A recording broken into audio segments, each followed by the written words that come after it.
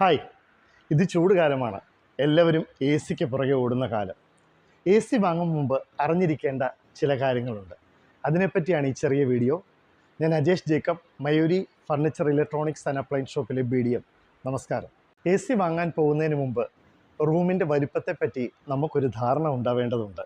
റൂമിൻ്റെ ഉയരം, നീളം, വീതി, ഇതാണ് അതിൻ്റെ ടോട്ടൽ എയർ വോളിയം. ഈ എയർ വോളിയത്തെപ്പറ്റി ഒരു ധാരണ ഉണ്ടായിട്ട് വേണം നമ്മൾ എ സി വാങ്ങാൻ തീർച്ചയായിട്ടും ഒരു കടയിലേക്ക് പോകാൻ. ഒരു കടയിൽ ചെന്നാൽ ആദ്യം സെയിൽസ്മാൻ ചോദിക്കുക റൂമിൻ്റെ സ്ക്വയർ ഫീറ്റ് എത്രയാണെന്ന്. സാധാരണഗതിയിൽ വീടുകളുടെ ഉയരം 10 അടി എന്ന കണക്കൂട്ടലിലാണ് സ്റ്റാഫ് എപ്പോഴും നമ്മളോട് ചോദിക്കാറ്. എന്നാൽ ഇന്നത്തെ വീടുകളുടെ ഉയരം എപ്പോഴും വ്യത്യാസമുണ്ടായിരിക്കും. അതുകൊണ്ട് തന്നെ ടോട്ടൽ എയർ വോളിയം അറിഞ്ഞിരിക്കുക എന്നത് വളരെ പ്രധാനപ്പെട്ട ഒരു കാര്യമാണ്.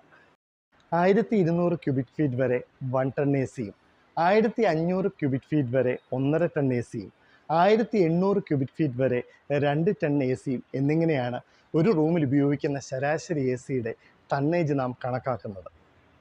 കൂടാതെ ഒരു കാര്യം കൂടെ ശ്രദ്ധിക്കണേ, താപനില കൂടുതലുള്ള സൂര്യപ്രകാശം ഡയറക്റ്റ് ഏൽക്കുന്ന റൂമാണെങ്കിൽ ഒരു 1/2 ടൺ കൂടുതൽ വയ്ക്കുന്നത് എപ്പോഴും നല്ലതാണ്, ലാഭകരമാണ്. മറക്കരുതേ, 10 അടി നീളം, 12 അടി വീതി, 10 അടി ഉയരമുള്ള റൂമാണെങ്കിൽ 1200 ക്യൂബിക് ഫീറ്റ് എയർ വോളിയം ആ റൂമിലുണ്ടാകും.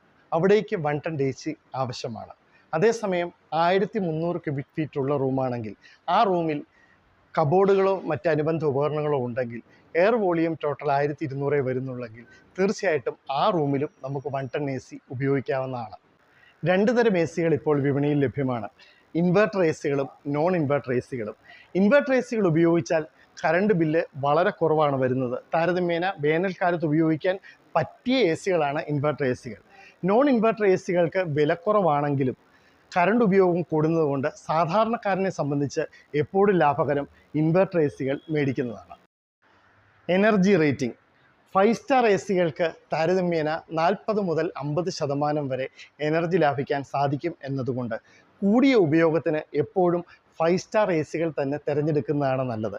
കുറഞ്ഞ ഉപയോഗമേ നിങ്ങൾക്കുള്ളെങ്കിൽ തീർച്ചയായിട്ടും 3 സ്റ്റാർ എ സിയിലേക്കും നിങ്ങൾക്ക് പോകാൻ സാധിക്കും. എന്തുകൊണ്ടും ഈ വേനൽക്കാലത്ത് 5 സ്റ്റാർ എ സികൾ ഉപയോഗിക്കുന്നതാണ് അത്യുത്തമം. മറ്റൊരു പ്രധാനപ്പെട്ട കാര്യം കൂടി ആരും മറക്കരുത്. നമ്മളുടെ നാട്ടിൽ വോൾട്ടേജ് ഫ്ലക്ച്വേഷൻ ഏറ്റക്കുറച്ചിലുകൾ ഉള്ള നാടാണ്. അതുകൊണ്ട് തന്നെ എ സി വാങ്ങുമ്പോൾ എല്ലാവരും തന്നെ മറക്കാതെ ഒരു സ്റ്റെബിലൈസറും കൂടി വാങ്ങി വയ്ക്കുക. നിങ്ങൾക്കത് വളരെയധികം പ്രയോജനം ചെയ്യും. എല്ലാവർക്കും ശുഭകരമായ ഒരു നല്ല സമ്മർ സീസൺ ആശംസിക്കുന്നു. മറ്റൊരു വീഡിയോയിൽ വീണ്ടും കാണും വരെ നന്ദി, നമസ്കാരം.